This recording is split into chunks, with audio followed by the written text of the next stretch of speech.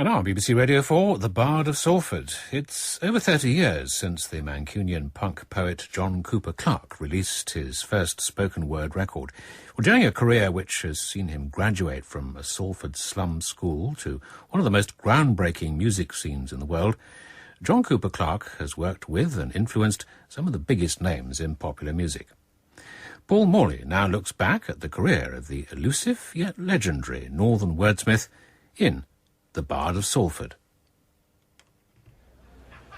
Suited, booted, paranoid punk poet, Salford surrealist, new wave George Formby, rock and roll Betjeman, a Coronation Street Jack Kerouac, a bebop Albert Tatlock, a Lancastrian Baudelaire, Manchester modernist, Joycean delinquent, jolly junkie, wired clown, pun-slinging outlaw, dandy Highway 61 Bob Dylan as a northern club comedian, an L.S. Lowry stickman in dark shades on the run from the everyday. Here's Johnny, John Cooper Clarke, the man Frank Zappa said had exquisite diction, the man who put the speed, the north, the freakish, the nerve, the smoke, the polished Chelsea boot into poetry. He watched the snooker tournament and then he exed his mum with a poker work ornament declaring slum sweet slum.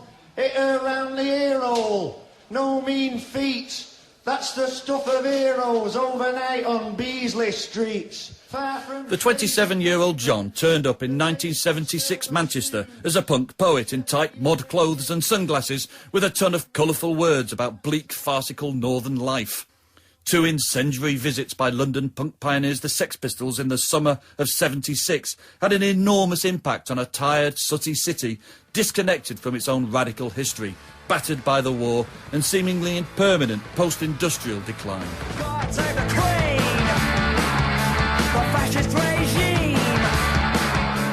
We talked to John outside the venue where the Sex Pistols played. Well, outside the Radisson Ed Warden Hotel, John. And of course, originally this was the Free Trade Hall, stroke lesser Free Trade Hall. A lot of buildings in Manchester seem to have just disappeared. That's right. Well, this one hasn't disappeared as a building, but its function has changed. This played host to all the major concerts in the up until the 80s, really, I think, didn't it? Yeah. Bob Dylan, Van Morrison, people, Bowie, David Floyd, Bowie, Pink Floyd.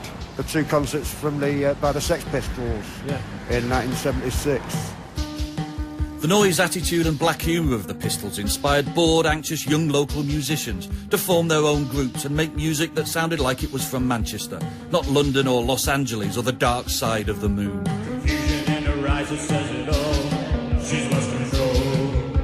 When John popped up at local punk shows, rapidly reading bitter, berserk poems that instantly fitted in with what was going on, he seemed to have come from nowhere.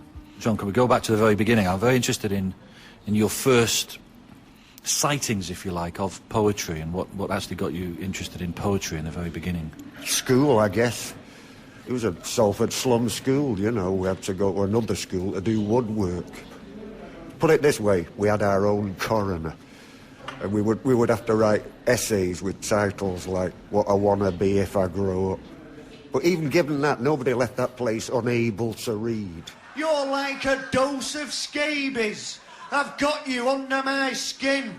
You make life a fairy tale. Grim.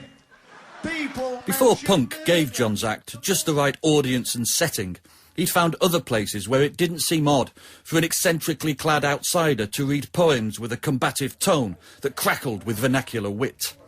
Sat in a Salford pub near where John would have performed, cultural historian at Salford University, C.P. Lee, remembers spotting John lurking a little suspiciously well before punk took hold. I would have first seen John in folk clubs in the late 1960s. The folk club back in those days was a meeting place where you would get poets, you would get storytellers, raconteurs, as well as musicians. They provided a platform that was denied to them in the beat club environment, where you had to play an instrument and be in a band and make music. Like the shadow of the guillotine on a dead consumptive's face. Were you actually at the Lesser Free Trade Hall for one of the Pistols? I was one of that 5 million people in that little room. Obviously, I'd read the review in the NME of their St Martin's Art College gig, where they assaulted the audience and all that, and there was a picture of Johnny, like, I thought it was, I thought he was Johnny Ray. He had he was very similar looking in a way, It was Johnny Rotten. I thought, well, what a face, It looked like Johnny Ray having an argument with somebody.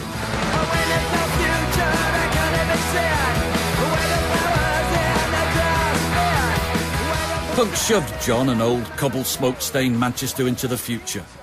The Sex Pistols shows were organised by Howard Devoto, a brainy fan of Iggy Pop and Dostoevsky, who formed the Buzzcocks. Almost all the audience would go on to form their own groups, such as The Fall, Joy Division, Magazine and The Smiths, groups with their own volatile northern way with words. John, one nervy, thin man, and his explosive, cluttered imagination would be their deviant warm-up man. Pete Shelley, guitarist with the Buzzcocks.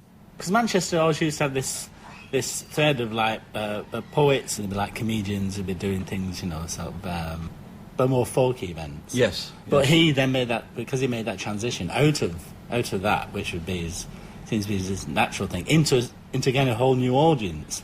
So it wasn't like all the old jazzers smoking pipes who was doing it. It was, the young kids and his and us. You make me feel under the hood and I'm hurt. John, an unorthodox revolutionary, saw a connection he relished between punk and surrealism. Punk was a way for individuals with new experimental ideas about music, art, politics and entertainment to be seen and heard and create busy, enterprising new communities. DJ and filmmaker Don Letts was a key part of the London scene, and he was there to see John Cooper Clarke perform with groups such as The Clash, Susie and the Banshees, and the Pistols themselves. The punk attitude wasn't about mohawks and safety pins. It was about exactly that, the attitude. So you could have these really interesting lineups that included John Cooper Clarke, a reggae act like Steel Pulse and the Slits, and like I said, myself DJing on disc. Round the block against the clock, tick-tock, tick-tock, tick-tock, tick-tock. Running out of breath, running out of socks. Rubber on the road, flippity-flop. Non-skid agility, chop-chop, no time to hang about. Work out, El Fanatic, work out. A punk rock gig could be like a Dada variety show, because the point was to break away from the ordinary and the routine, and this was both in the spirit of anarchy and also in the spirit of the music hall. C.P. Lee again. Richard Boone, who was manager of Buzzcocks, had a great idea, which was to reform what we call package shows. And those package shows were very, very popular in the late 50s and early 1960s, where you get like 8 acts on the bill and they'd have 15 minutes each, and they'd play at your local cinema. Those audiences in 1977 were eager for, let's be blatant, new product. That was why John shared a platform with Buzzcocks. It gave me 3 warnings, stamped on my toes, stuck his fingers in my eyes, kicked me in the nose, rabbit punch, made my eyes explode, pulled my legs from underneath me, I fell down in the road. The Manchester music scene was taking shape. Cooper Clarke's mordant observations worked whether he was supporting the pop-punk Buzzcocks, the explosively dramatic Joy Division, or even the insular, sceptical Fall. I went to the bank just to get a little money. When he told me their requirements, I started feeling funny. His special relationship with the Fall's Mark E. Smith has continued on and off since the late 70s. I ain't got a window and I ain't got a job. Mate, I got in the office a few times. That's the sort of person he is. He would drop around the office. The guy who was working for me was only ringing girls up on the phone. And he told me that. You want to watch that mic, you know what I mean? So I did. There's phone calls coming in from America about deals, and he's ringing up like the girls from Piccadilly Records and writing to them, saying things like, you don't want to listen to the Fall, listen to Metallica and stuff like that. No, honestly, you know what I mean? Something very weird going on there, Mark. That office building, you know what I mean? You can't write that, can you? He was right all along. Hiring Cooper Clarke as warm-up man had its advantages. He'd just turn up, smartly dressed for action, ready for battle, with his trusty exercise book of poems and do his turn.